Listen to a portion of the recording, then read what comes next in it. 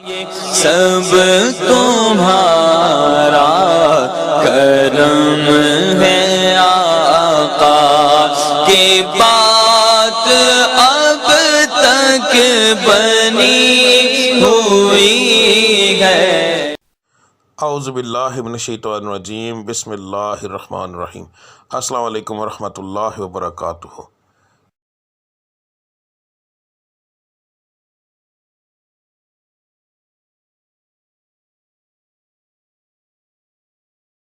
آج کا دن کیسا رہے گا یہ بتانے کے بجائے میں آپ لوگوں کو یہ کیوں نہ بتاؤں کہ کس پڑھائی سے اللہ تعالیٰ کے وہ کون سا بابرکت نام ہے جس کو پڑھنے سے آپ کا آج کا دن بہترین رہے گا۔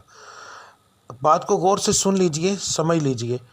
ہر سٹار کی جیسے پڑھائی مختلف ہوتی ہے، اسی طرح مہینے کے حساب سے، اسی طرح دن کے حساب سے بھی علیحدہ علیحدہ ہوتی ہے۔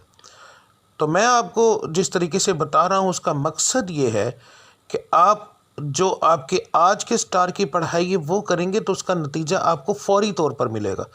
یعنی کہ اس کا یہ پڑھائی تو ایک دن آپ نے کرنی ہے مگر اس کا نتیجہ فوری طور پر ملتا ہے۔ دوسرا، اللہ تعالیٰ کی ذات کو روزانہ اپنے حساب سے یاد کرنا، بار بار علیحدہ علیحدہ ناموں سے یاد کرنا، تو وہ ایک بڑا بابرکت چیز ہے، بڑا بابرکت کام ہے۔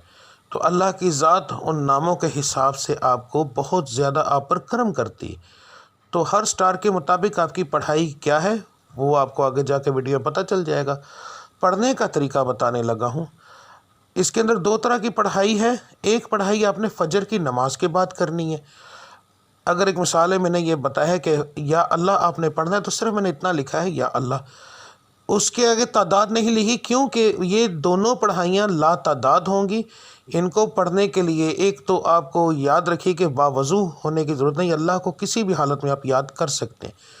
تو آپ نے پڑھائی فجر کے بعد کرنی ہے، تسبیح عادتاً پکڑنی ہے تو پکڑ لیں ورنہ کوئی خاص ضرورت نہیں۔ تو رب العزت کی ذات کو لا تعداد یاد کرو تاکہ وہ آپ کو لا تعداد رزق عطا فرمائے، لا تعداد خوشیاں عطا فرمائے، آپ کے ستارے کو عروج ملے، آپ کی بندشیں ٹوٹیں۔ تو صبح کی پڑھائی کرنا بہت زیادہ ضروری ہوتا ہے ان چیزوں کے لیے، اور فجر کی نماز کے بغیر یہ چیزیں ممکن ہی نہیں ہیں۔ تو آپ نے فجر کی دونوں پڑھائیاں دیکھ لینی ہیں۔ فجر کے وقت آپ نے کون سی پڑھائی کرنی ہے وہ بھی دیکھ لیں۔ اس کے بعد دوسرا جو لفظ ہوگا، ٹھیک ہے، گھر سے کام کے لیے نکلتے وقت، تو آپ نے یہ لفظ آپ نے کب پڑھنا ہے؟ اگر آپ گھر سے باہر کام کرنے کے لیے جاتے ہیں تو پھر کام پر جانے سے پہلے جب آپ تیار ہو رہے ہوں گے، اس وقت کام کی تیاری کے لیے جب آپ تیار ہوں گے، آپ اس وقت یہ پڑھیں گے، اور پھر پورے دن کے اندر وقفے وقفے کے ساتھ یہ لفظ آپ لا تعداد پڑھیں گے۔